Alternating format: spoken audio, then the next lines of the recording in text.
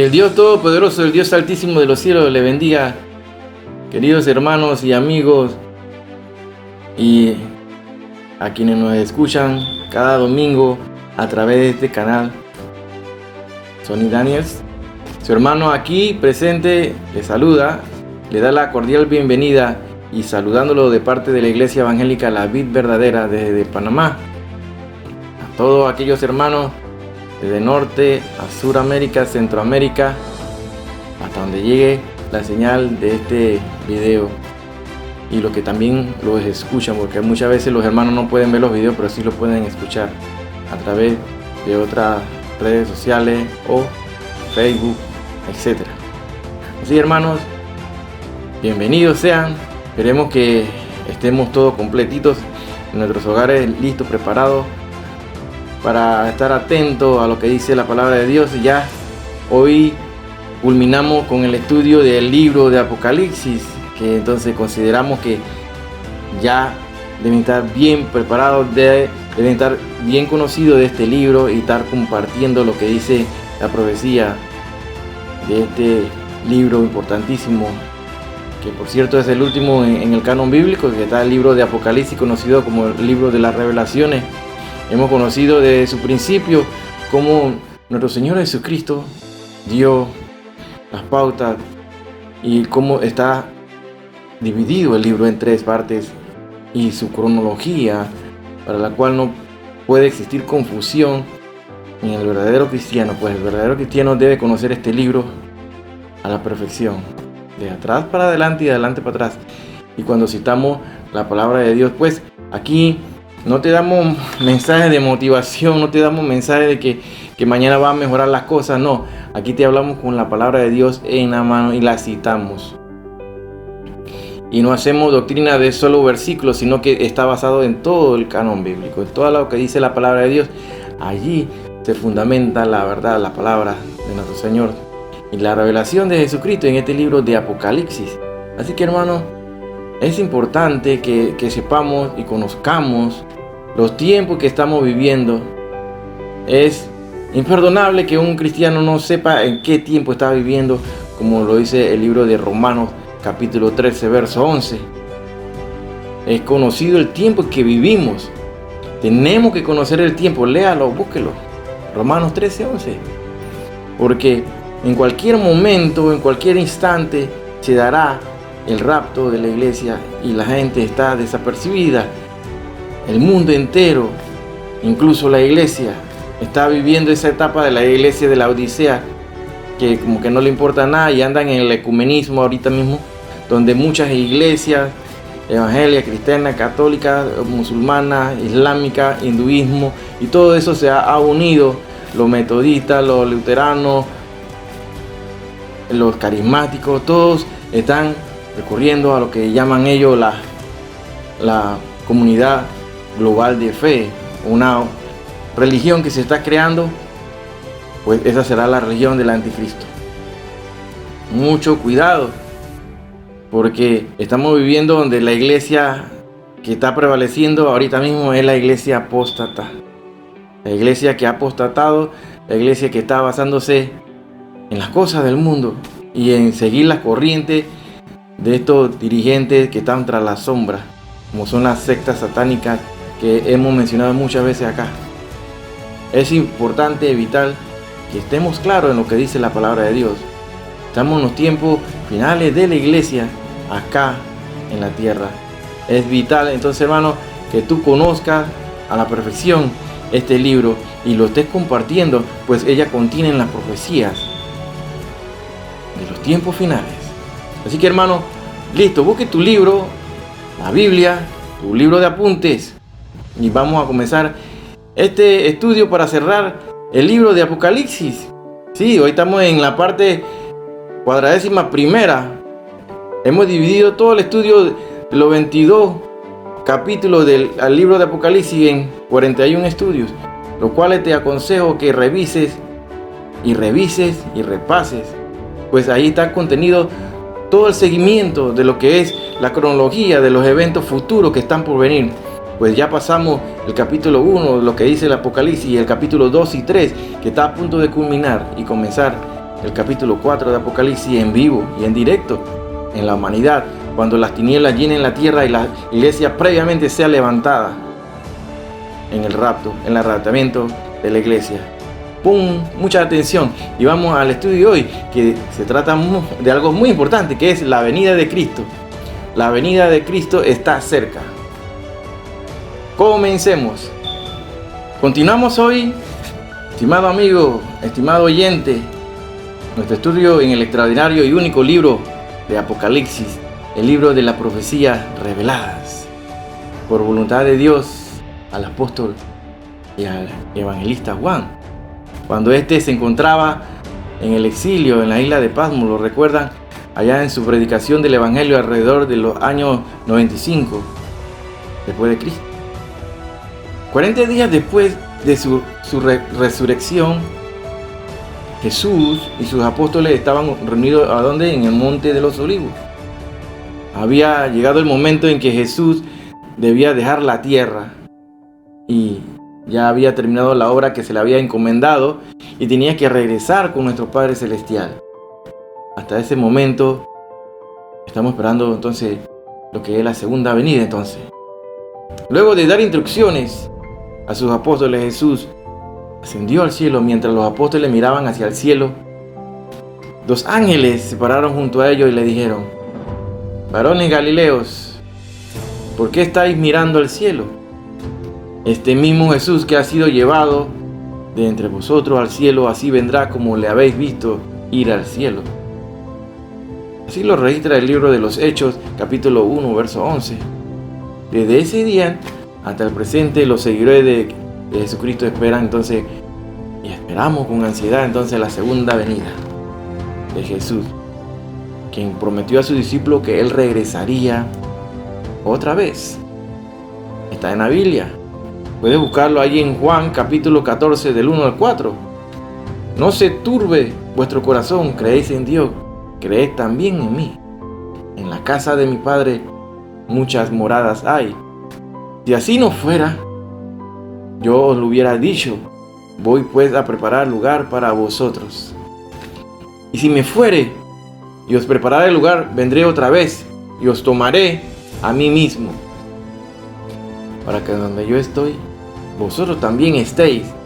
Y sabéis dónde voy y sabéis el camino. Bueno, definitivamente en este estudio del capítulo 22 en Apocalipsis nos traslada a las escenas finales de este gran libro. Definitivamente ha sido un estudio extraordinario de que comenzamos desde el capítulo 1 hasta ahora el capítulo 22. Y del mismo modo nos lleva al fin de la palabra de Dios.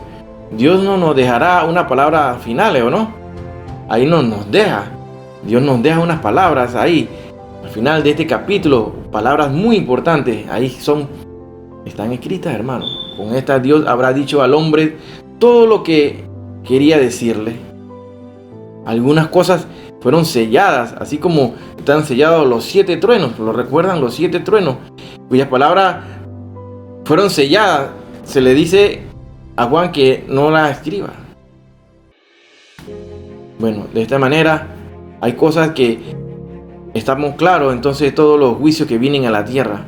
La Biblia comienza con una escena con protagonista, cuyo protagonista importante, ¿quién es? Dios, ¿no? Definitivamente, en el principio creó Dios los cielos y la tierra, lo recuerdan en Génesis 1:1. Y concluye con otra escena en la que Jesús, su Hijo, será el protagonista absoluta. El profeta Isaías en el capítulo 53. Isaías 53, en ese libro, versículo 11, lo expresó de la siguiente manera así: verá el fruto de la aflicción de su alma y quedará satisfecho por su conocimiento. Justificará mi siervo justo a muchos y llevará las iniquidades de ellos. Definitivamente, en los primeros 5 versículos del capítulo 22 de Apocalipsis, nos encontramos con el río de agua viva, agua de vida, y con el árbol de la vida.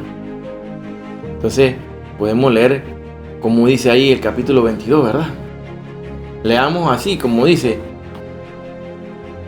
después me mostró un río limpio de agua de vida, resplandeciente como cristal, que salía del trono de Dios y del Cordero. Verso 2. En medio de la calle de la ciudad y a uno y otro lado del río estaba el árbol de la vida, que produce 12 frutos, dando cada mes su fruto, y las hojas del árbol eran para la sanidad de las naciones. Hasta ahora hemos hablado del exterior de la ciudad eterna. Ahora la escena se traslada al interior. En primer lugar, se nos describe el río de agua viva. Este cuadro refleja muchos pasajes del Antiguo Testamento. En su trasfondo se encuentra el río que regaba el huerto del Edén, ¿lo recuerdan? Pueden buscarlo ahí en Génesis capítulo 2, del 8 al 16. Aún más cerca se encuentra entonces la descripción de Ezequiel del río que salía del templo. Puede anotarlo ahí, Ezequiel 47, del 1 al 7. Uno de los autores del libro de los Salmos cantaba al río cuya corriente alegraban la ciudad de Dios. Salmo 46, verso 4. Y el profeta Joel escribió así: saldrá una fuente de la casa del Señor. Eso está en Joel 3:18. Y el profeta Zacarías dice así en Zacarías 14:8, lo dice claramente: aguas vivas saldrán de Jerusalén. Zacarías 14:8. Íntimamente relacionada con esta, nos encontramos en las Escrituras entonces con la fuente de la vida, que en Apocalipsis encontramos en el capítulo 7, verso 17, y en el capítulo 21, verso 6.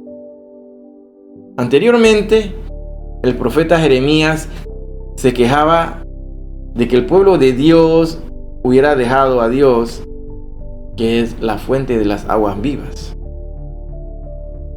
En la Nueva Jerusalén habrá un río de agua de vida, y el trono de Dios es una fuente viviente de la cual mana abundancia de agua.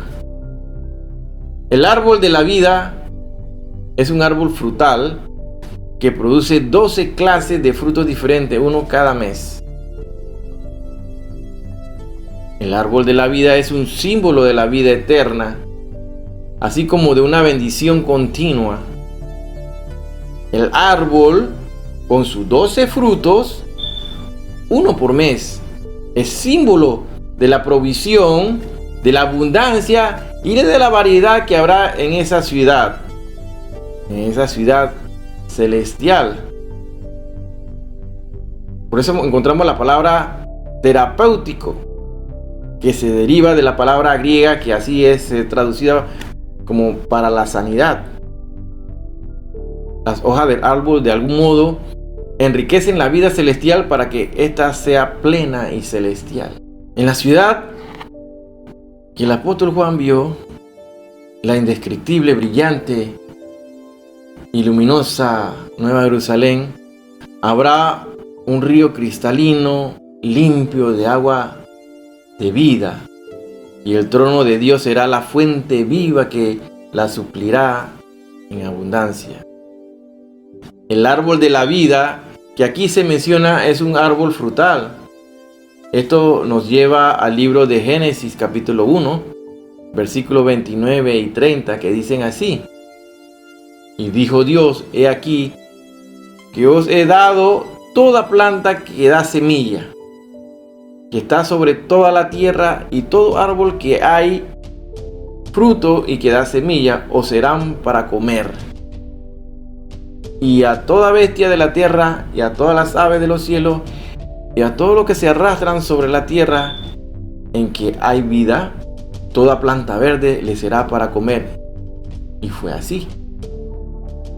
Hasta este capítulo podríamos parecernos que los elementos que constituyen la Nueva Jerusalén son minerales, por la descripción del fulgor deslumbrante de las gemas descritas que hablamos la semana pasada de la Nueva Jerusalén, la Jerusalén celestial. Pero ahora se nos presentan elementos vegetales que adornarán con una rica variedad esta ciudad de belleza inigualable.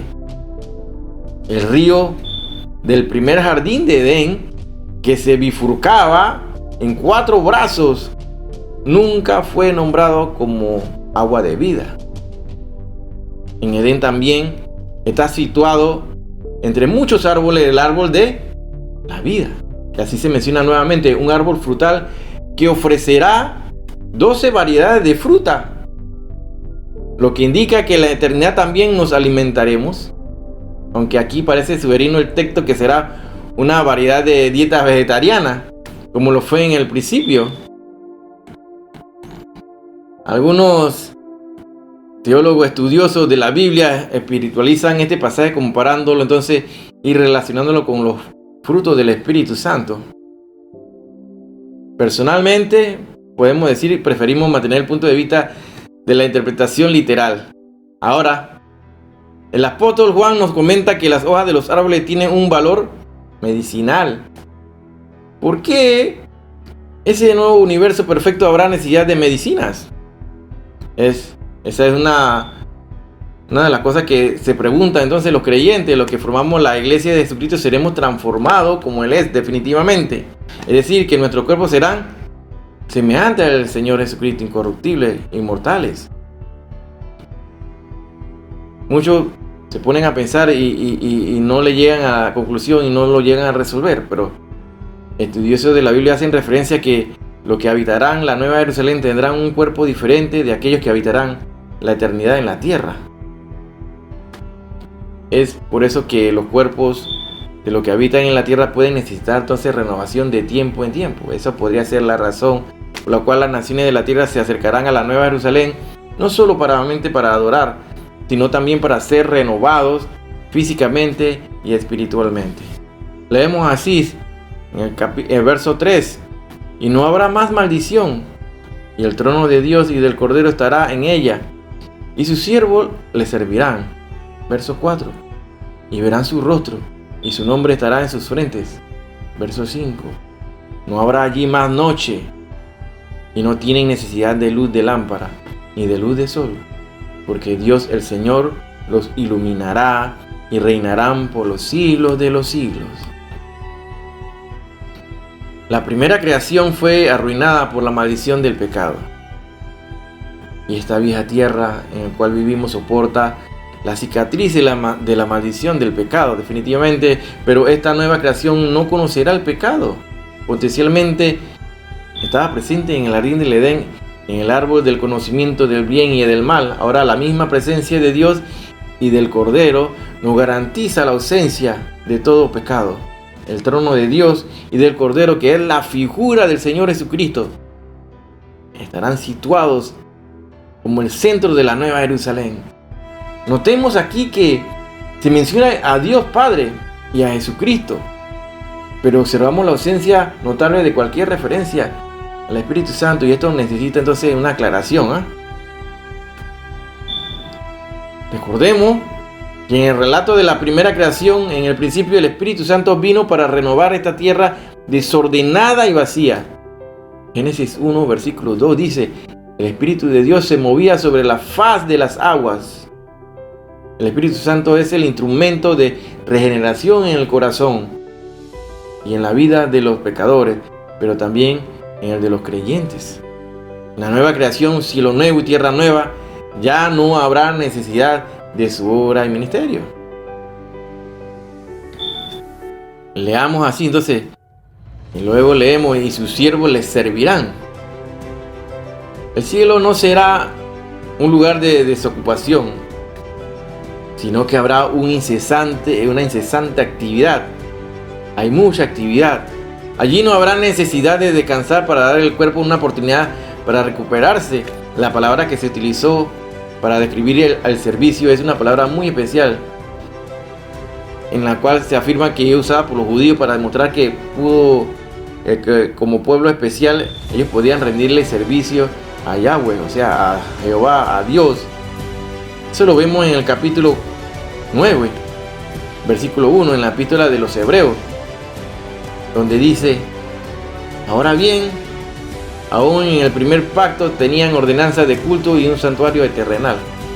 Luego en el versículo 6 dice: Y así dispuestas estas cosas, en la primera parte del tabernáculo entran los sacerdotes continuamente para cumplir los oficios del culto. Este va a ser un servicio que los creyentes y la iglesia vamos a brindar en particular ante Dios por toda la eternidad. ¿En qué consistirá? No lo sabemos. Creemos que habrá una continua actividad. Por fin, todo hijo de Dios cumplirá su destino y llegará a satisfacer los deseos de su corazón, porque llegaremos a ver el rostro de Dios. Este fue el deseo supremo expresado por Moisés en el Antiguo Testamento y por Felipe en el Nuevo Testamento. A través de toda su historia, el ser humano ha tenido una ansia insatisfecha de trascendencia, de eternidad, de llenar ese agujero negro de su alma que solo la dimensión de la presencia de Jesucristo puede suplir. Por fin seremos completos en Él. Cada hijo de Dios llevará el nombre de Cristo. Seremos como Él, aunque con las propias características de la original individualidad con la que fuimos creados. Apocalipsis 22, del 6 al 7, vamos por ahí. Pongamos atención. Dice así el verso 6: y me dijo, estas palabras son fieles y verdaderas, y el Señor, el Dios de los espíritus de los profetas, ha enviado a su ángel para mostrar a sus siervos las cosas que deben suceder pronto. Verso 7: he aquí vengo pronto. Bienaventurado el que guarda las palabras de la profecía de este libro. Escuchen. Bienaventurado el que guarda las palabras de las profecías de este libro. Aquí vemos que a continuación Juan, el apóstol, comenta que no habrá necesidad de ni una clase de alumbrado, ni siquiera el sol o de la luna, porque ya no habrá noche. Dios mismo es la fuente que iluminará a todo el universo, porque Dios es la luz. En la eternidad la iglesia reinará junto a Cristo. ¿Cómo o en qué consistirá? No sabemos, pero podría ser que Dios le dé a cada santo un mundo o un sistema solar o un sistema galáctico para gobernar. Recordemos que a Adán se le dio dominio sobre toda la creación de la tierra. Veamos ahora lo que nos dicen los versículos 6 y 7 de este capítulo 22 de Apocalipsis, como lo acabamos de leer. Y me dijo así en el verso 6: estas palabras son fieles y verdaderas. El Señor, el Dios de los espíritus de los profetas, ha enviado a su ángel para mostrar a sus siervos las cosas que deben suceder pronto. He aquí, vengo pronto. Bienaventurado el que guarda las palabras de la profecía de este libro. Lo importante a resaltar aquí son estas palabras: he aquí, vengo pronto. Esto significa rápidamente, y se repite en el verso 12 y en el versículo 20 3 veces en este capítulo final. Y aquí, vengo pronto, no dentro de poco, ni inmediatamente, ni siquiera enseguida. Lo que el Señor Jesucristo está diciendo aquí es que todo esto hecho narrado en Apocalipsis, comenzando desde el capítulo 4 en adelante, tendrán lugar durante un periodo de unos 7 años. Ese periodo que hemos hablado aquí de la semana 70, que habla el capítulo 9 del libro de Daniel 9:24. Vimos que la mayoría de los sucesos estarán limitados a los últimos 3 años y medio. La palabra de ánimo del Señor Jesucristo, he aquí, vengo pronto, están destinadas a las personas que vivan durante este tiempo terrible de la tribulación y juicio. Y el Señor Jesucristo certifica y pone su propio sello sobre este libro y afirma: estas palabras son fieles y verdaderas. Creemos de esta manera que esto significa que nadie debe espiritualizar incorrectamente o reducir el contenido de este libro o de una serie de símbolos carentes de significado. Recordemos que al comienzo de este libro hubo palabras de bendición para aquellos que la oyeran. Ahora ya en la conclusión el Señor Jesús repite esta bendición para los que han leído estas palabras. Verso 8. Estamos en Apocalipsis 22, recuerden. Yo, Juan, soy el que oyó y vio estas cosas. Después la que he oído y visto, me postré para adorar a los pies del ángel que se mostraba estas cosas. Pero él me dijo, mira, no lo hagas, porque yo soy consiervo tuyo, de tus hermanos los profetas y de los que guardan las palabras de este libro. Adora a Dios. Verso 10 dice, y me dijo, no selles las palabras de la profecía de este libro, porque el tiempo está cerca. Verso 11, el que es injusto sea injusto todavía, el que es inmundo sea inmundo todavía, y el que es justo practique la justicia todavía, y el que es santo santifíquese todavía.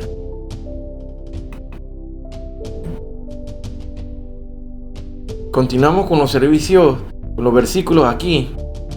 Los versículos del 8 al 11 de este capítulo 22 de Apocalipsis, que nos dicen así como lo acabamos de leer, y vamos a repetir nuevamente. Yo soy Juan, el que oyó estas cosas, el que oyó y vio estas cosas. Después que la hube oído y visto, me postré para adorar a los pies del ángel que me mostraba estas cosas. Pero él me dijo, mira, no lo hagas, porque yo soy consiervo tuyo, de tus hermanos los profetas, y de los que guardan las palabras de este libro. Adora a Dios. Y me dijo, no selles las palabras de la profecía de este libro, porque el tiempo está cerca. El que es injusto sea injusto todavía, y el que es inmundo sea inmundo todavía, y el que es justo practique la justicia todavía, y el que es santo santifíquese todavía. Esta es la última declaración del apóstol Juan, reiterada con frecuencia, de ser un oyente y un espectador de las escenas descritas en este libro por orden y mandato de Jesucristo. Juan estaba tan impactado de su reacción natural, fue la de postrarse y adorar al ángel que lo acompañaba. La inmediata reacción del ángel impresiona por su sencillez y su humildad. Aunque los ángeles fueron creados en un plano superior al del ser humano, este ángel se identifica a sí mismo como un consiervo de Juan, de otros profetas y de aquellos que guardan las palabras de este libro. Él era solo un mensajero para comunicar la palabra de Dios a Juan. El ángel debía inmediatamente toda la atención hacia quien es el único que merece ser adorado, y es hacia Dios. Jesucristo es el tema central del libro del Apocalipsis. No nos confundamos ni perdamos de vista esta realidad, estimado hermano, amigo, amiga oyente. El ángel le dijo a Juan que no debía sellar este escrito, y recordamos, sin embargo, que el profeta Daniel, en cambio, se le advirtió que sellara el libro de las profecías que le fueron reveladas. Él mandó a sellar el libro. Ahora, ¿por qué esa diferencia? Creemos que el propósito era la distancia en el tiempo para el cumplimiento de esos acontecimientos profetizados por Daniel. Ahora, Juan relata que se le ordena a no sellar esa profecía.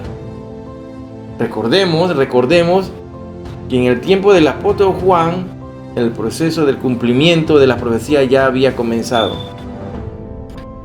Han transcurrido casi 20 siglos y la iglesia de Jesucristo ha pasado por algunos de los periodos caracterizados por las 7 iglesias mencionados en los primeros 4 capítulos de Apocalipsis.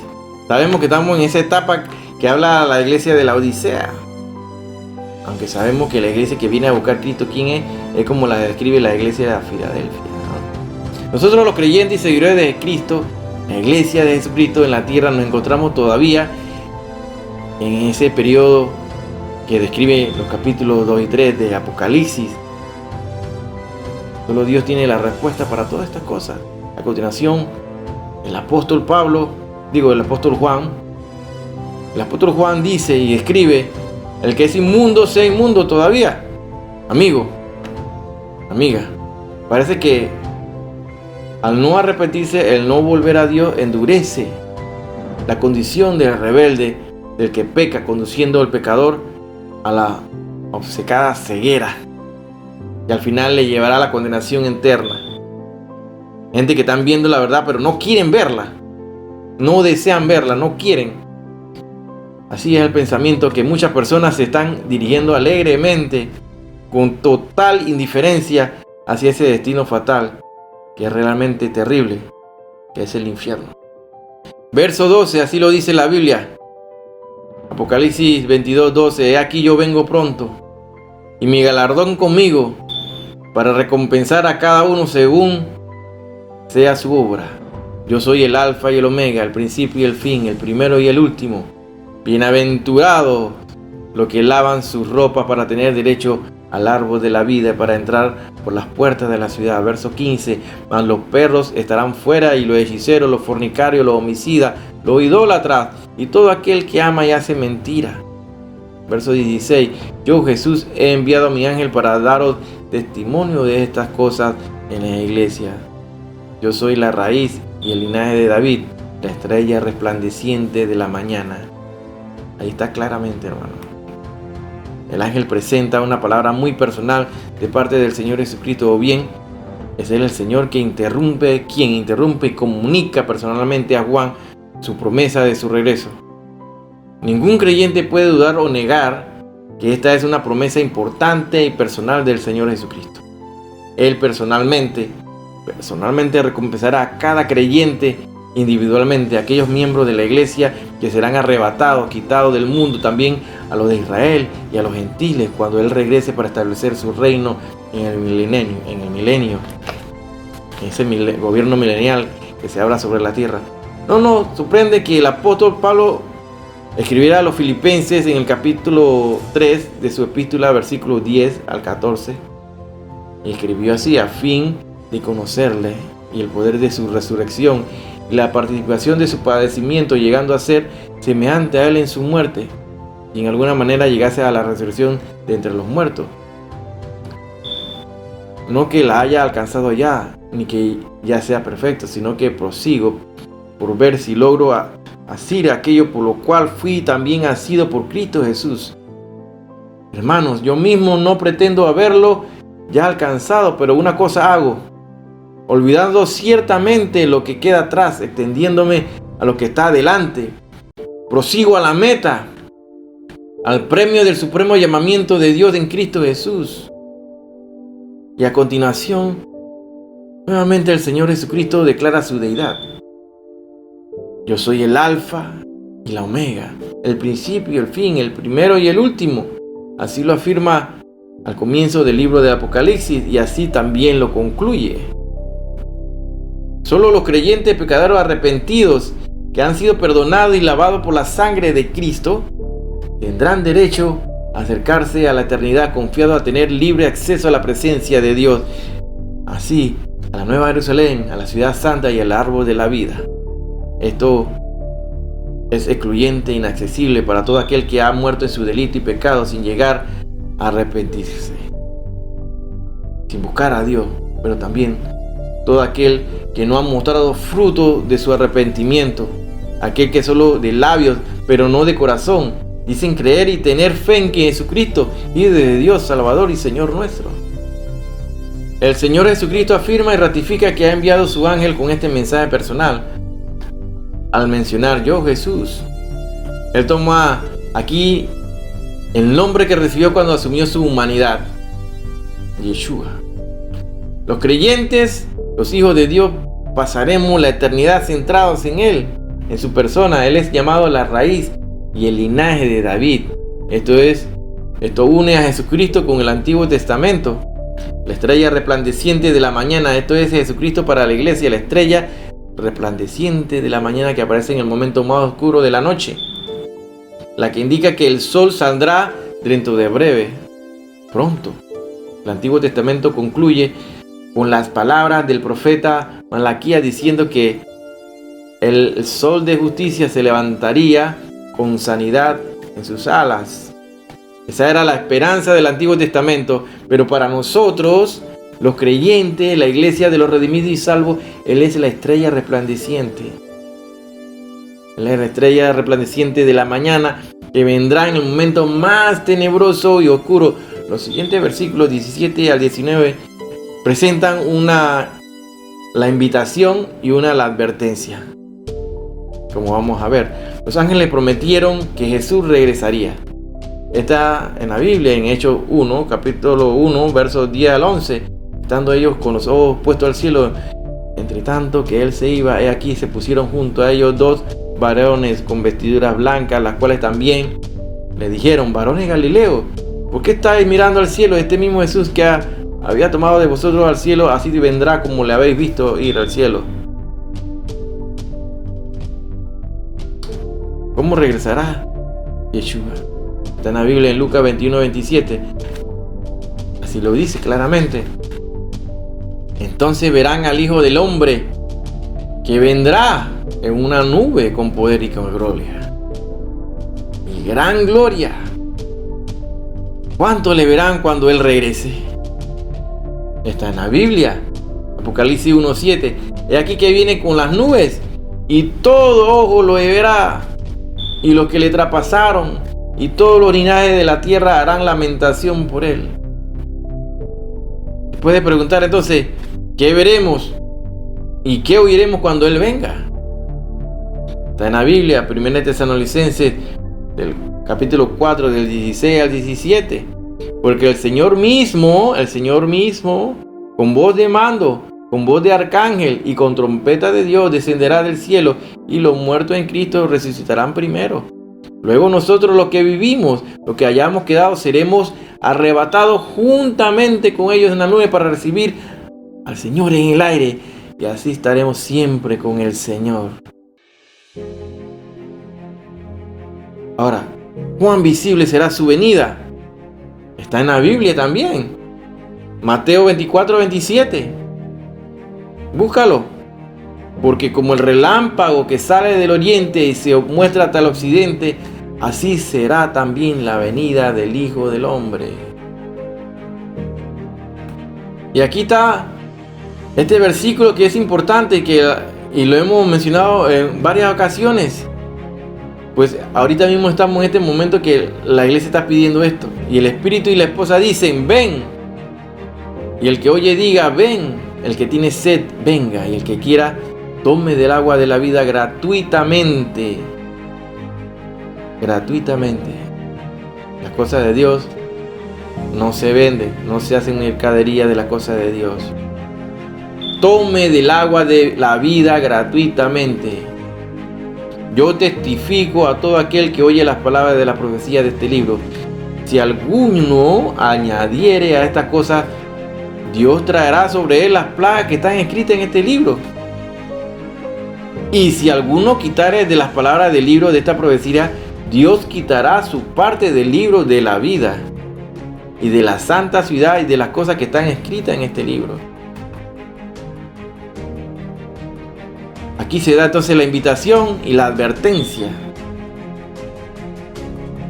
Esta es una doble invitación. Una invitación para que Jesucristo venga y una invitación a los pecadores a ir a Cristo antes que Él venga. El Espíritu Santo está activo en el mundo. El Espíritu Santo está realizando su poderosa obra en la tierra, convirtiendo y convenciendo a los pecadores. Él se une a la oración de la iglesia. Señor Jesús, ven, ven. El Espíritu de Dios obra a través de su palabra y a través de cada creyente que ama, proclama, vive y obedece la palabra de Dios. La invitación que Dios ya extendió desde el Antiguo Testamento por el profeta Isaías. En su capítulo 55, verso 1, es tierna, dulce e insistente a todos los sedientos, venid a las aguas. Y los que no tienen dinero, venid, comprad y comed. Juan 7:37 dice, venid, comprad sin dinero y sin precio, vino y leche. A lo que el Señor Jesucristo agrega, si alguno tiene sed, venga a mí y beba. Juan 7:37, la invitación sigue en pie. Si usted, mi estimado amigo, amiga, oyente, está cansado de beber del pozo negro de este mundo, Jesucristo hoy le extiende una cariñosa invitación personal a venir a Él. ¿Qué invitación? El rechazar o aceptarla tendrán consecuencias eternas para usted. Y ahora llegamos a la última promesa y oración de bendición.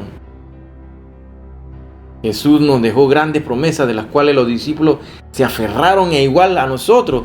Juan 14:12, de cierto os digo, el que cree en mí, el que en mí cree, dice, las obras que yo hago, Él las hará también, y aún mayores hará, porque yo voy al Padre.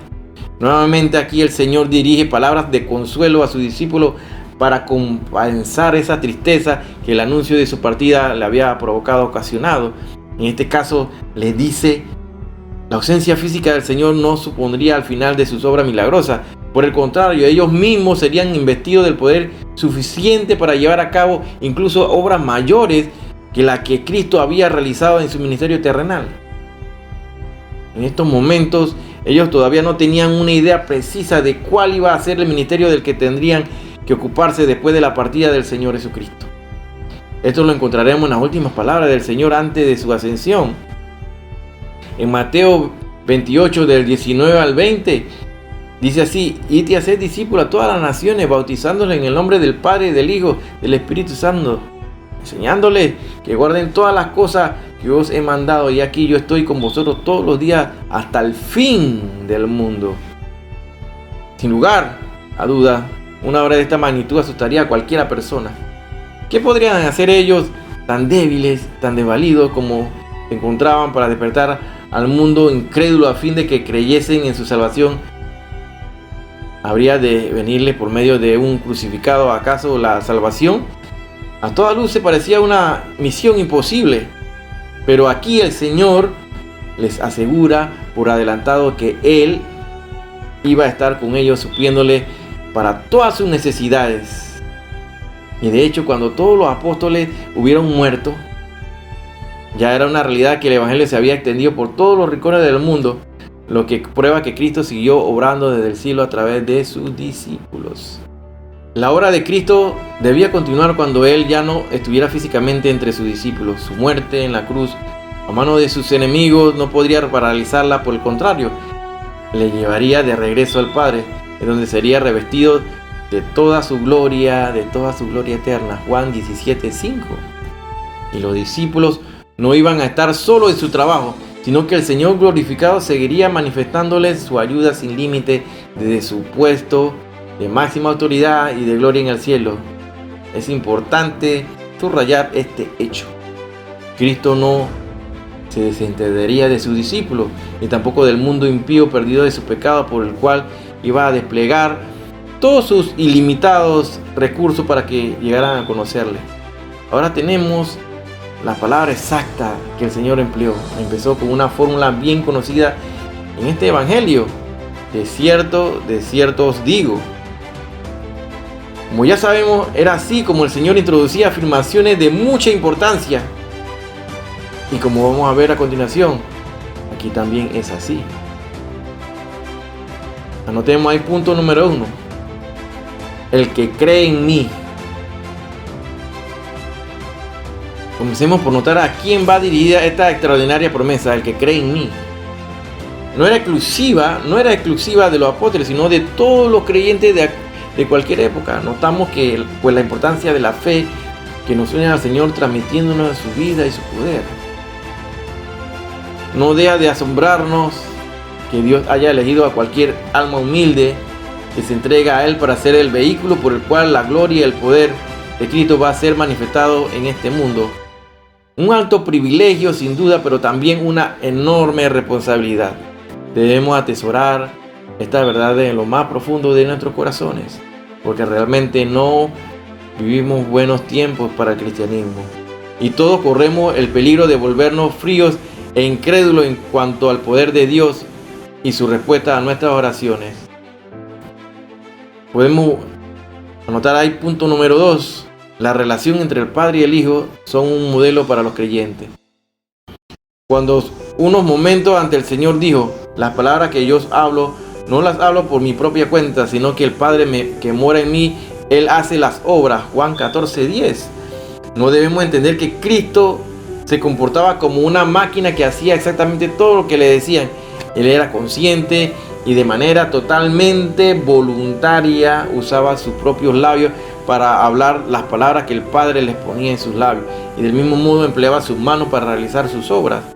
Y esto es importante para nosotros porque esta relación entre el Padre y el Hijo establece un patrón como debe de ser nuestra relación con Dios. Por eso cuando ahora dice el Señor: el que en mí cree, las obras que yo hago, Él las hará también. No está pensando que es una especie de robot que Cristo usaba para realizar sus deseos. Por el contrario, implica la plena participación del creyente rendido a Cristo. Eso implicará que el creyente pedirá en el nombre de Cristo, aunque evidentemente será Cristo quien realizará las obras. Yo lo haré, dice así la palabra de Dios en Juan 14:13. Otro aspecto importante a notar es que para disponer del mismo poder del Señor sería necesario una plena dependencia de Él, definitivamente, del mismo modo que el Hijo dependía del Padre. Desgraciadamente, nuestra anhelada independencia nos aleja de su poder. Solo es una comunión íntima con Él. Es posible que su poder fluya a través de nosotros, solamente teniendo una relación íntima con el Señor. Punto número 3. Las obras que yo hago, Él las hará también. Aquí encontramos una prueba que garantiza la fe genuina. El que en mí cree, las obras que yo hago, Él las hará también. Esto quiere decir, en primer lugar, que aquel que de verdad ha creído en Cristo actuará como Él. Con frecuencia limitamos este versículo a las obras de poder, pero no prestamos atención al carácter de Cristo. Buscamos el poder de Cristo para realizar sanidades u otros milagros portentosos, pero apenas nos interesamos en imitar su carácter, su justicia, su amor, su santidad, compasión. Por otro lado, está también la clara promesa de quienes creyeran en Él. Los que creyeran en Él realizarían obras como las suyas, en clara relación con los milagros. Está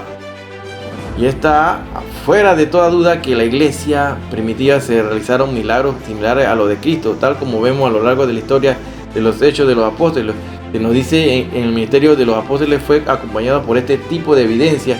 Así lo puedes buscar en 2 Corintios capítulo 12, verso 12. Punto número 4. Y aún obras mayores hará. El misterio de Cristo a su paso por este mundo fue una enorme bendición para miles de personas que sufrían bajo el azote de terribles enfermedades. Él curó enfermos de todo tipo, resucitó muertos e incluso dio de comer a multitudes hambrientas. El impacto de esto fue tremendo y no tardó en traspasar la frontera de Israel. Pero ahora Cristo afirma que sus discípulos harían obras mayores que las suyas. ¿Cómo debemos entender entonces esta afirmación?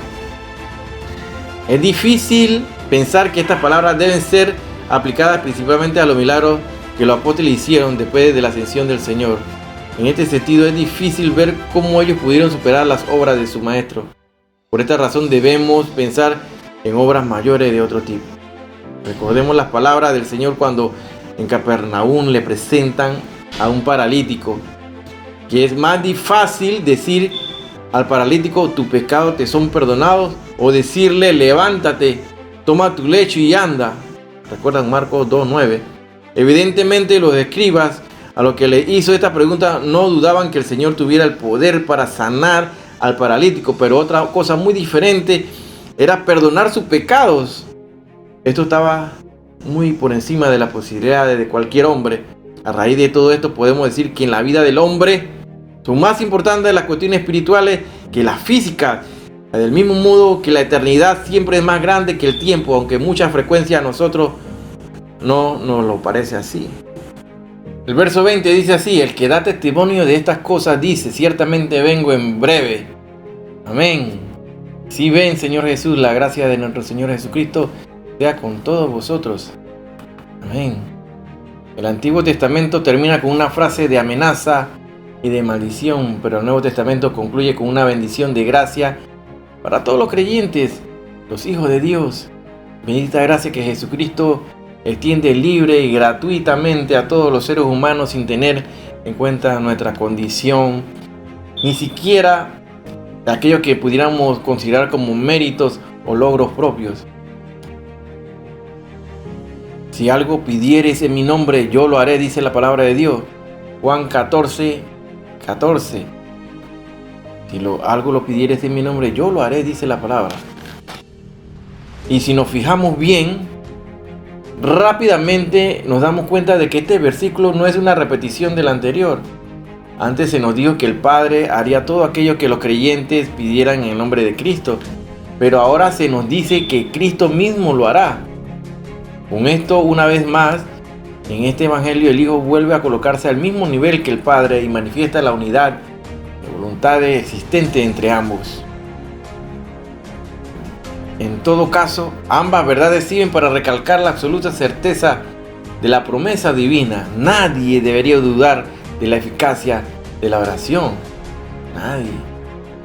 Entonces hay que tener en cuenta dos términos, cosas importantes que le vamos a recalcar aquí y que hemos hablado en otros estudios y en otras prédicas que se ha dado en este canal. Tenemos que tener cuidado con este término que se ha introducido en la iglesia, porque se ha introducido en el evangelio llamado el evangelio de la prosperidad. Se introdujo al cristianismo estas formas diferentes a la de orar, la de decretar. Y es frecuente escuchar en personas que oran usando términos como yo declaro o yo decreto. Muchos pastores exhortan a sus multitudinarias congregaciones, megas congregaciones, a que pidan con frases como esta: piensa en positivo y lo recibirás, dicen. Esa es la confesión positiva. Piensa que eres rico y lo serás. Declara sanidad y serás sano. Decreta bendición sobre tu vida y la de tu familia la obtendrás. Declara que vive bendición financiera y las deudas se irán. Decreta que Satanás no está aquí, huirá de ti. Y por supuesto, no faltarán aquellas exhortaciones de este tipo que van relacionadas con el dinero. Yo declaro que todo el que ofrende para este ministerio recibirá un milagro. Te pasan decretando. A diferencia de todas las palabras huecas, encontramos el ejemplo de que nos da nuestro Señor Jesucristo. Él, siendo el mismo Hijo de Dios, el unigénito, acudía a su Padre con humildad, buscando ante todo la íntima comunión de vida y amor con Él.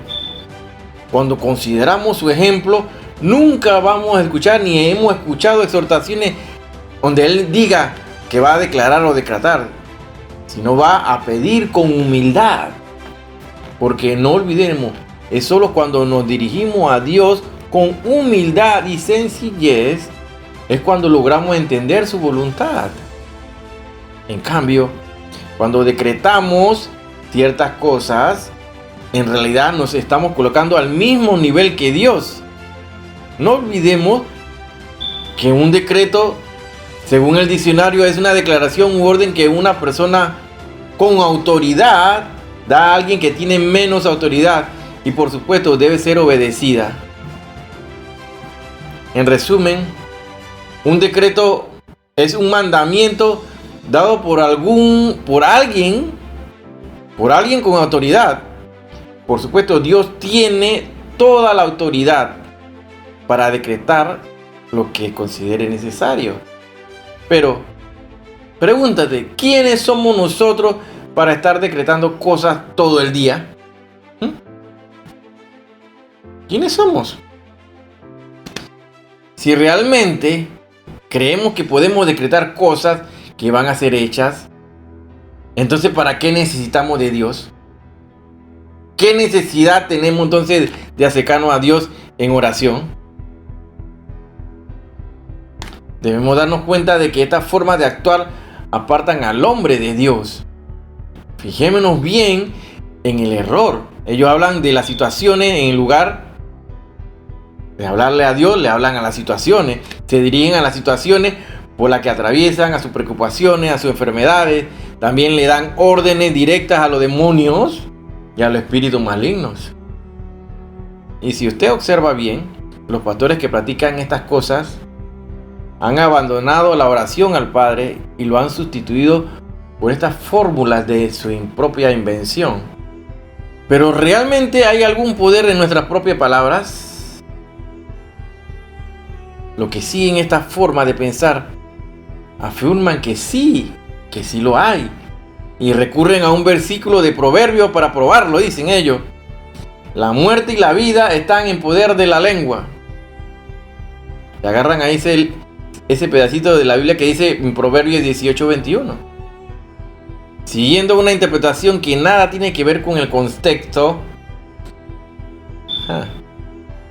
afirman que las cosas que decimos determinan lo que ocurre. Por ejemplo, si una persona dice, siento que me voy a enfermar, la persona se enfermará porque lo declaró con su boca. En ese caso, lo que debe hacer es cancelarla lo antes posible con una declaración contraria. Declaro que ya no tengo nada.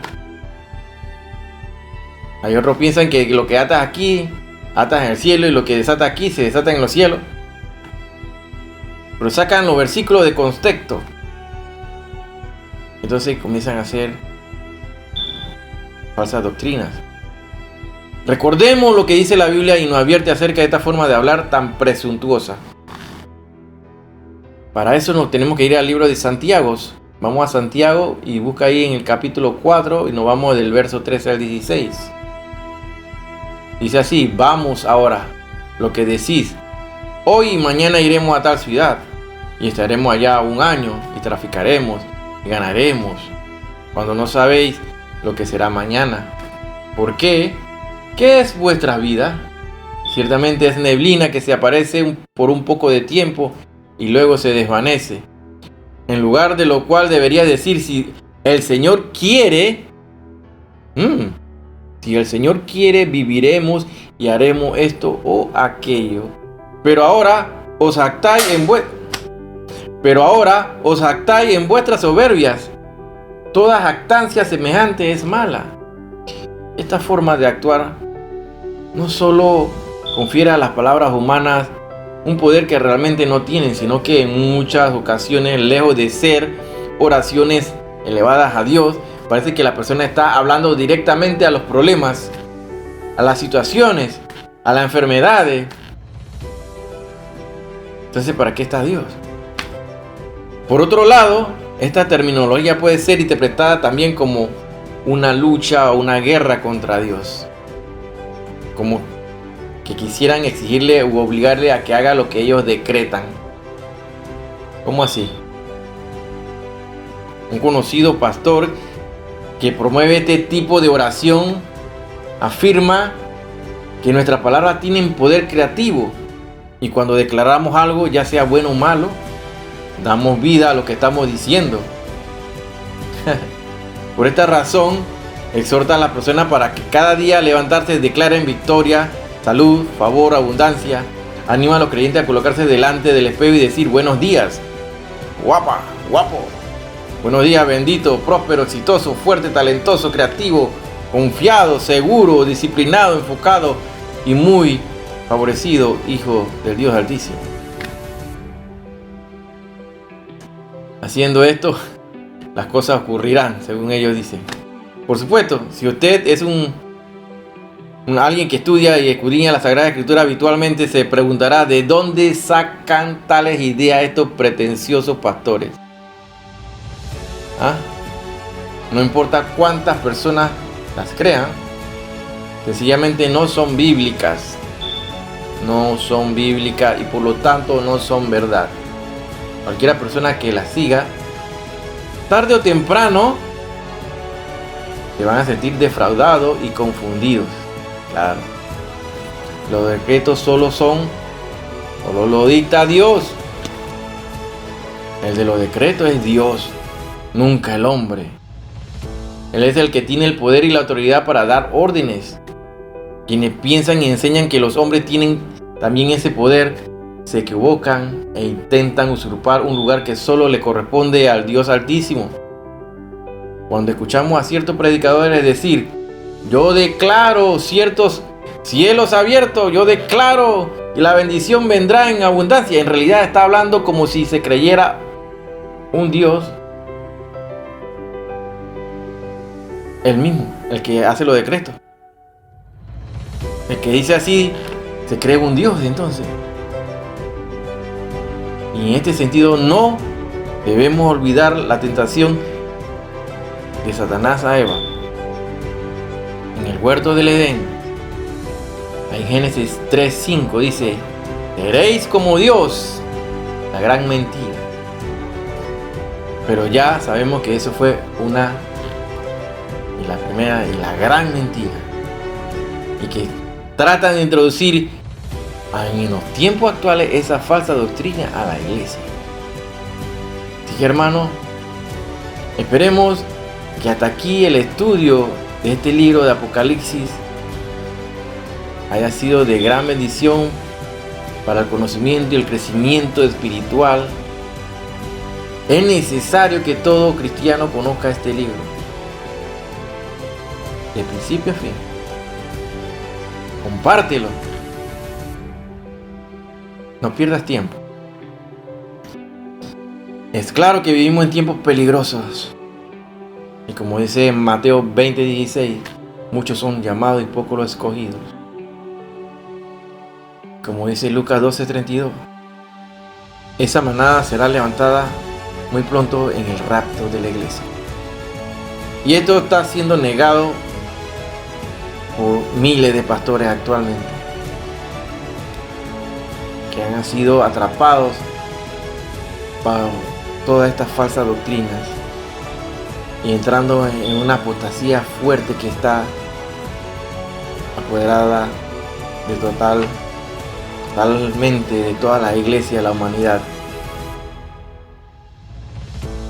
Hay que perseverar,